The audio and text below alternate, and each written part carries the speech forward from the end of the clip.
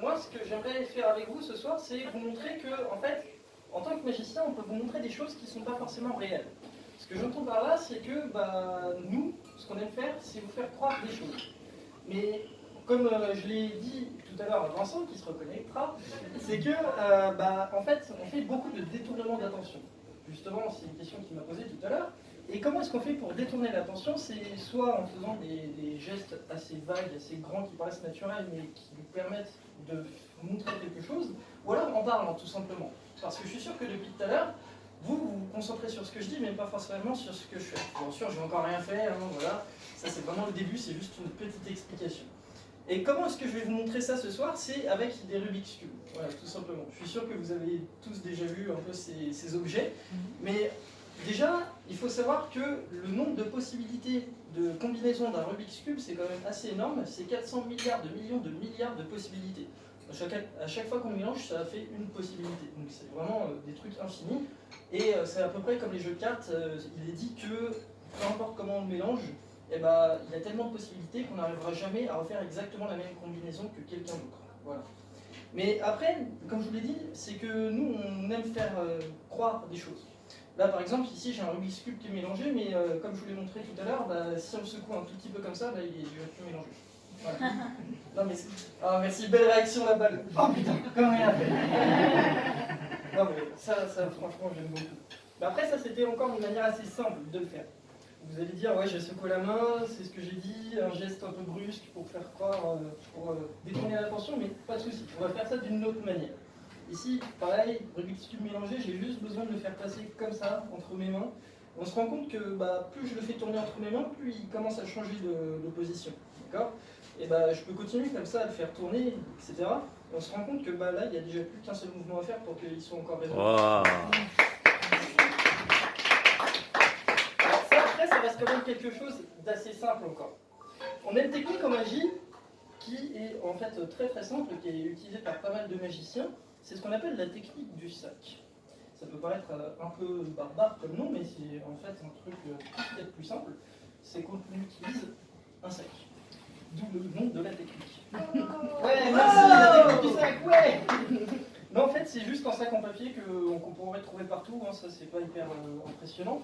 C'est juste vraiment un sac en papier vide, voilà, tout simple. Est-ce que quelqu'un veut le vérifier, par exemple là-bas? Ah si, je suis désolé. Ah là, je suis désolé. Tiens, tu peux vérifier le sac, qu'il n'y a rien de truqué. Il est vide. C'est bon, il est vide. Ouais. Je te préviens que ici, tout le monde compte sur toi. Si jamais ça foire, c'est de ta faute. Donc tu as une responsabilité énorme ce soir. Voilà. Prends le temps d'avaler, t'inquiète pas, ça va aller. Respire, tout va bien se passer. Tu as tous les regards qui sont sur toi, mais tout va bien. En fait, la technique du sac, c'est tout simple. C'est qu'on prend le Rubik's Cube ici et on le met justement à l'intérieur du sac, donc vraiment au fond, comme ça. Donc comme ça, on peut voir que vraiment le Rubik's Cube est vraiment au fond du sac, hein, vraiment ça, j'ai pas triché.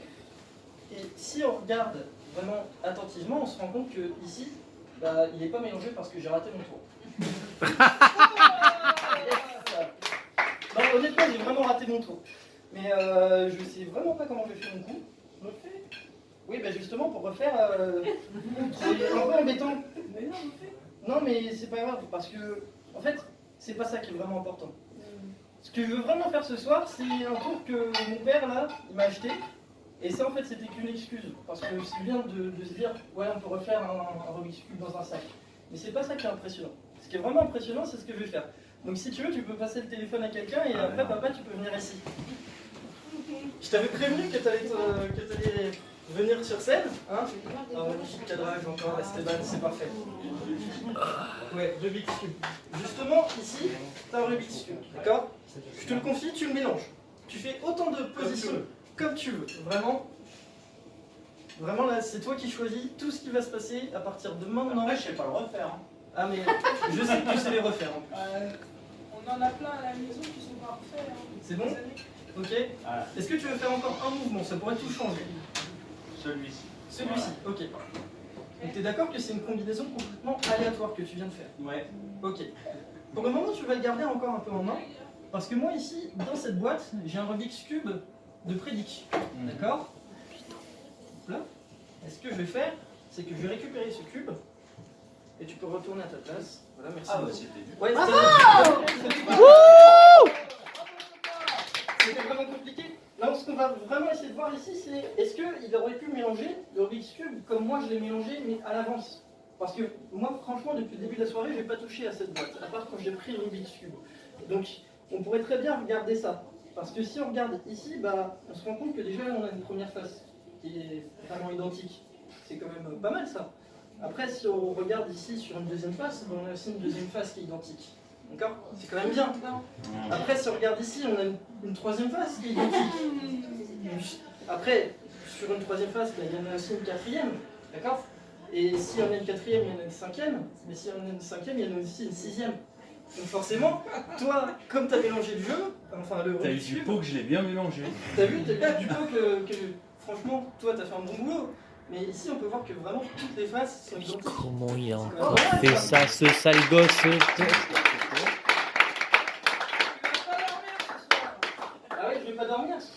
Mais en fait, ce que tu n'as pas vraiment remarqué, c'est que le cube que tu as mélangé, bah, comme je te l'ai dit tout à l'heure, vraiment, bah, en aucun cas, là, tu vois, il n'est pas du tout mélangé parce que là, il est déjà refait. Voilà. Et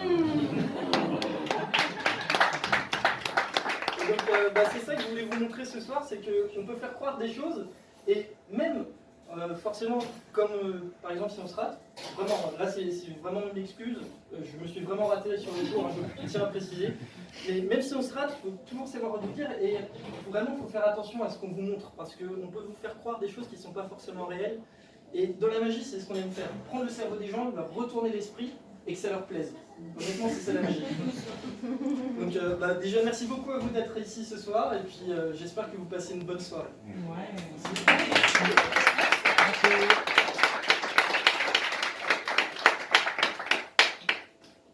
Je dois couper quand? On a plus, de toute façon, il n'y a plus de pellicule alors.